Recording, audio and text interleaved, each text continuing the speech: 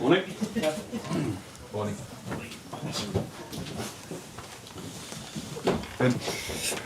Okay. Thank you. I am. Yes. First of all, Arne, how's Florian Wirtz, and have you got a timescale as to when he might be available for selection again?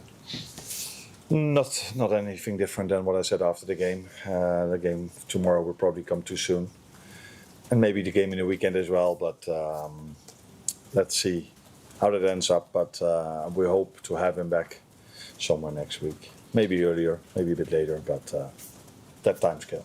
Just wanted to compare a couple of decisions that we've seen lately. Obviously, we saw the situation where Mark Gay appeared to pull back Mo Salah when he played Manchester City.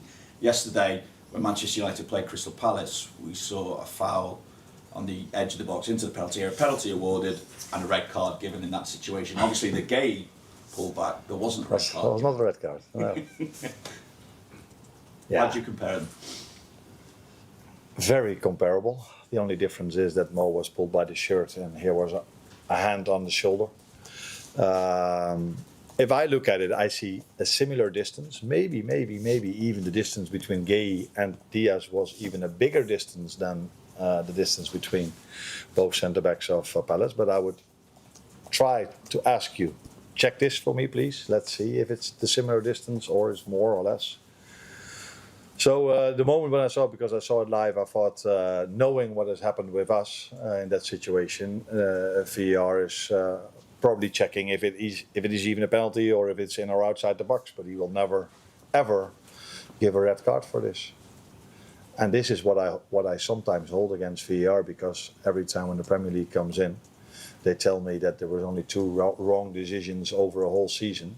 But I hold this against VAR. You're expecting, because in both situations it's VAR interference.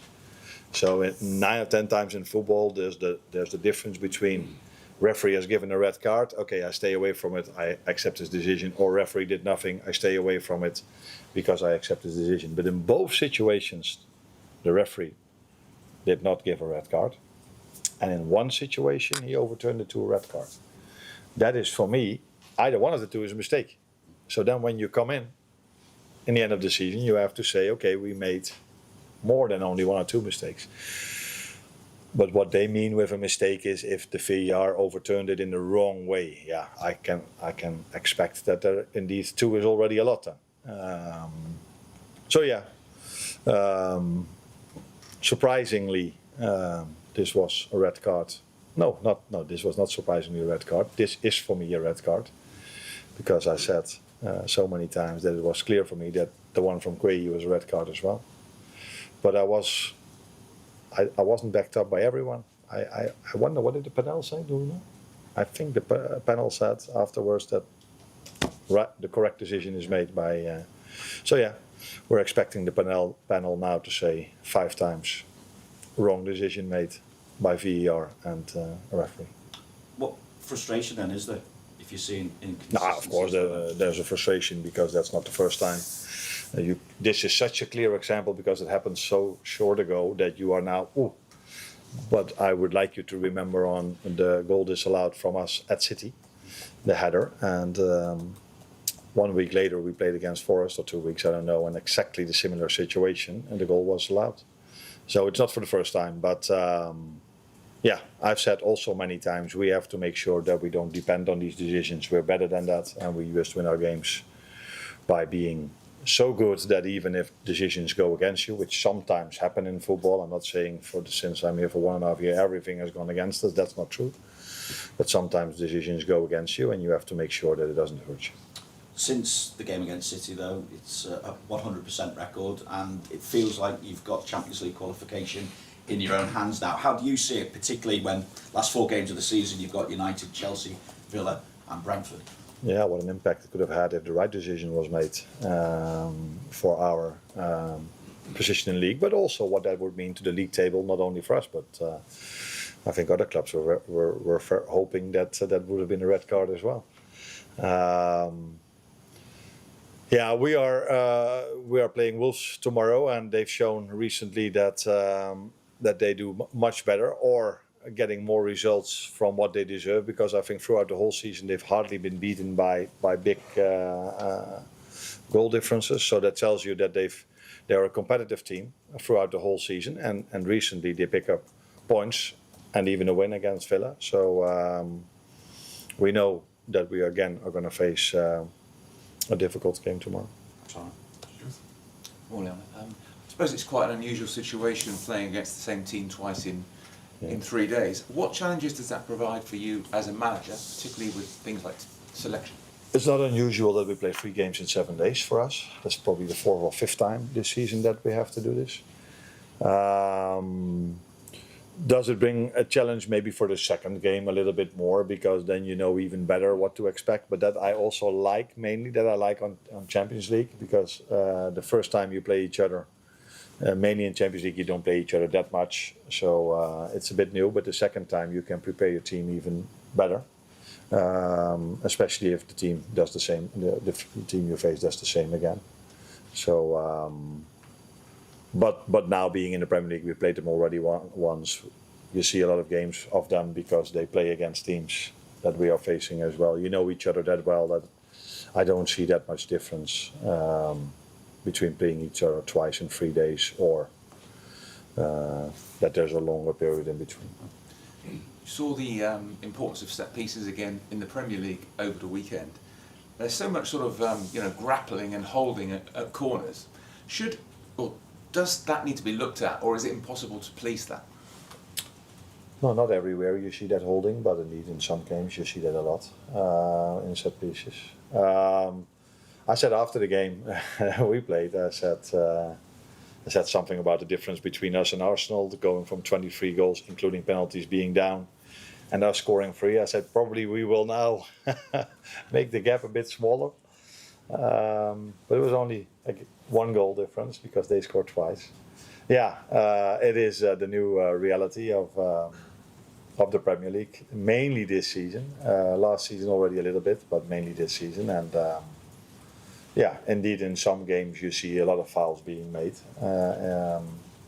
and sometimes you also see very nice corner kicks being scored.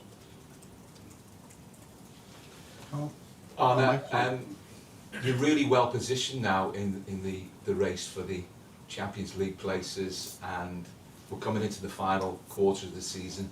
How do you assess things? I mean, you said a few weeks ago the record would have to be almost perfect, and even if the performances haven't been, the results certainly have. Can you feel it, things beginning to turn in your favour, and maybe that will give an added inner confidence to the players with so much having gone against them before that? No, that last thing is definitely true, what you are saying, that so many things have gone against us this season. In terms of performances, I think only the first half against Forest was not of our standards. For all the other games, I think we've played to our standards, or what is there to expect currently in the Premier League, because it's not like every game is as if we're watching Barcelona 10 or 15 years ago, or watching the Premier League 4 or 5 years ago. It just has changed. How entertaining it is because of playing styles. We are well placed now, but 2 weeks ago you didn't ask that question, but you could have asked the question. You're not so well placed, so things can change really fast depending also who you play yourself, who the other teams play. We're really close together with a few teams, and things can change every single match day because of who you face yourself and who the other team is facing. So we, as all the other teams do as well, focus on our next game, on ourselves. And we know that every game has been difficult for us throughout the whole season. And that's what we expect in the upcoming 10 as well. Given the problems that you've had in the right back position, how important can it be between now and the end of the season to have Jeremy Frimpong back fit again? And we know how influential he can be. He can be a game changer for you on occasion. So how important can he be, and how difficult, given his recent record with injuries, how do you manage that? I don't think the only position we struggled was the right fullback position. I think it's been in more positions, but right fullback is probably the one that stands out most. Having Jeremy back is really nice, but indeed what you are saying does go through your mind because of the fact we play 3 games in 7 days. Because if we play Galatasaray, we have the early kickoff afterwards in Brighton, 12:15. So those things you all have to take into account, especially with players who come back from injuries. But we also know the importance of every single game, and that is a challenge. Performance staff, the player himself, the manager has, but I'm not the only one who has that. I prefer to have this problem, to manage how many minutes do I have to give him, than to see him with the medical staff doing his recovery. Thank you. Anna, I know you said in the past that goals aren't the only metric you judge players by, but I just wondered how important that goal was for Cody at the weekend, because he was coming under a bit of scrutiny in terms of his output. And you said on Friday that when we were talking about Mo, that he wasn't the only one on the forward line who wasn't scoring. So particularly for Cody, how important was that goal for his confidence? Now, as you correctly say, I don't judge them only on the goals they score. I judge them on different things as well. So attackers are also judged on the fact if we keep a clean sheet.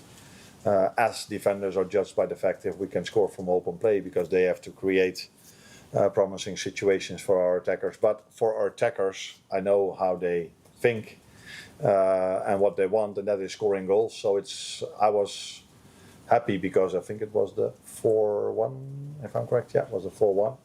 So that gave us even a more comfortable cushion, but even more happy for him to score because I think he needed that goal, as you correctly say. Have you noticed then that his confidence was struggling? But you say he needed that goal. Have you had to try to boost his confidence as well? No, I don't think his confidence was gone or away or whatever in that regard. But I did saw a few times recently that he made maybe different decisions than I'm used of him, and that doesn't always have to mean that it's a lack of confidence. But I think when players are not scoring at a certain longer and longer, they start to think more about direction, and thinking is usually not the best way to. Yeah, that's not completely true. You need to think, but overthinking is not the best thing you can do. But I think that's something different than confidence, because these players, if it's Cody or Mo or whoever they are, they know that they can have a certain spell without scoring, but they know they've had this before in their careers. They will eventually start scoring again. But there are periods of time where you don't put that much effort in, but the ball just falls to you and you can score. And there are periods of time in your career where you try so hard. Trying too hard or overthinking is usually not the best thing to score a goal. When Wolves played against Arsenal and Aston Villa recently, their setup was quite narrow. They looked to congest the centre of the pitch, and considering you're going to be missing a creative talent in the centre like Florian Wirtz, does that put more emphasis on the wider areas to try and create some creativity? No, I don't think Wolves is an exception to that. I think all the teams, but that is not this year for the first time. All the teams try to protect the centre. Why? Because the goal is in the middle. So it's quite smart to protect the middle as much as you can. So there's a lot of you rely a lot, especially if you have the ball a lot and you face low blocks. You rely a lot on your combination play on the sides, so fullback, winger, with the help sometimes of a midfielder. And I think that has become clear in modern football that wingers, fullbacks, are very influential in open play chance creation. Yeah. Do you think that might have an influence on whether or not you do use Jeremy Frimpong for this game, someone who has that trickery and, as you said before, is very good in one-on-one situations? Yeah, no, that definitely goes through my mind. But the other thing is, we spoke about Jeremy, but you can also say the same about Joe Gomes, who's been out for a while, played 75 minutes for the second time. The last start he had before this weekend was against West Ham 3 or 4 months ago. So these are all the things which is our situation this season. And in the meantime, I think the players handled that really well. Hi, Arne. Dominic or Milos? Who is it this time? Pardon me? Dominic or Milos? Who is it this time? No. Oh, okay. You can answer after this. But I'm more curious about how do you face to games against the same opponent in a short span and on the same pitch. So how do you balance both without losing focus on either?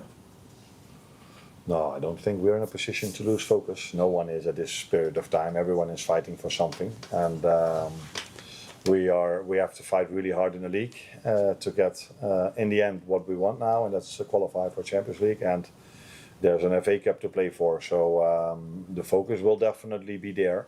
The only difference indeed is between playing each other in such short notice is that it's twice on their ground, where usually when you play in Europe you once have a home and an away game. But it is the situation we are facing now, and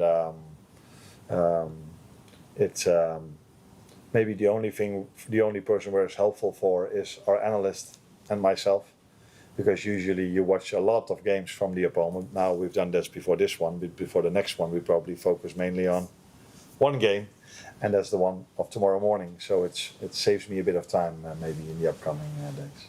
All right. So can you tell me? That time the will be news about used for Galatasaray probably, but sorry. So can you tell me now the news about Milos and Don? Oh. If you have some. I don't think there's any news about them. They're fit, Yeah, and right. so why that's I didn't prepare the question about yeah, them. yeah. No, they're both in a good place. So both played 90 in the last game. Yeah, so ready to go again. Perfect. Oh, Sorry. It seems to be a bit of a theme this season that the top teams or the teams towards the top end of the league are maybe less able to exercise control no matter who they're playing against. I just wondered if you have any thoughts about kind of why that is, and do you think that the top teams will be able to get that control back more? Is this just how the Premier League is now? yeah.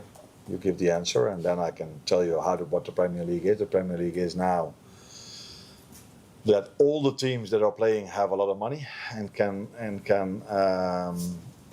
get very good players on ages between 25 and 30, the best athletes in the world. So it's not only down to Liverpool or Chelsea or City or Arsenal or United or all the other top teams to sign big players from different leagues. This happens now with teams that are fighting for relegation as well. That's one thing, and second thing is the playing style. The playing style is hard to control if you face, and that's not only against us. So if you face long balls, it's really hard to control, because then eventually that ball, if the goalkeeper kicks it from a free kick, it will end up in your box. And usually when the team plays a low block and is really well organized, they are able to play 2, 3, 4, 5, 6 times a good counter attack. So that's the quality of the league, playing style, and the set pieces play a part of it as well. That is really hard to control the game, because it's really hard not to concede a throw in your own half. It's really hard not to concede a free kick within 80 yards of your goal. So yeah, if that ball has always been brought in, it's much more difficult to keep control over a game, where in the past, and that's the recent past, teams probably didn't use so much that strategy as I'm talking about now. Do you have to kind of change your approach then in terms of how to exercise that control then? Or I think being a football manager throughout the years, you constantly adjust your approach towards what you are facing. But sometimes it's really hard to find a tactic about not giving away a throw in your own half, or not giving away a free kick within 80 yards of your goal. But controlling a counter attack is something you are having tools for, and that's also why I think we've done that part of our game not too bad. We haven't conceded that many counter attacks, and I don't know if we're still that team, but we were for a long time the team with the most ball possession. So then controlling the counter attack is something that you can do, and we've done that quite well in my opinion. In general. You have to adjust to what's new, and what is new is mainly in the Premier League, the set piece part. Last one out. Just generally on that piece, what do you make of that reliance across the Premier League? I know you said it's a new reality, but it's obviously working for you in recent weeks, but is that a concern for you in terms of where football is heading, or do you just feel Is that a concern for you in terms of where football is heading, or do you just feel like you're going to adapt? Now, first of all, you have to accept. I think it's mainly here in the Premier League. If I watch other leagues, I don't think there's so much emphasis on set pieces. One of the reasons is, and that's sometimes funny for me to do, if I watch a Eredivisie game, which I still do, I see goals being disallowed or falls on goalkeepers being given, and I'm like, wow, that's a big difference. Here you can almost hit a goalkeeper in his face, and the referee still says, just go on. Do I like it? My football heart doesn't like it. I already said once in this press conference, if you ask me, then thinking about football, I think about 10, 15 years ago about the Barcelona team. Every Sunday evening you were hoping that they would play. And now most of the games I see in the Premier League are not, for me, a joy to watch. But it's always interesting because it's so competitive. And that is what makes this league great, because there's so much competitiveness. Everyone can win from everyone. But just as someone who loves to watch football without being interested in who's winning or losing it, just to be enjoyed, I think there's a big difference now between 3 or 4 years ago in the Premier League. Not only because of the set pieces, also because teams have become so much stronger. So 3 or 4 years ago, when the top clubs faced the number 18, 17, 16, 15, could have been a 4 or 5 goals difference. And that's usually what you like. If there's so much difference between the teams, then one team is really good. But that's not the situation anymore. So it's not only about the set pieces. It's also because so many teams have become very strong. But we're not going to change it. So and maybe in 5 or 10 years' time, things will change again. But what I wouldn't be surprised of, if you go to an under-16 game somewhere, you know, how do you call this, your Sunday league football? We call this amateur football in Holland. I wouldn't be surprised if you see teams completely being focused, 16-year-olds on set pieces. That's the new reality, and I have my opinion about it, but it doesn't change. Thank you. Thanks, Arne.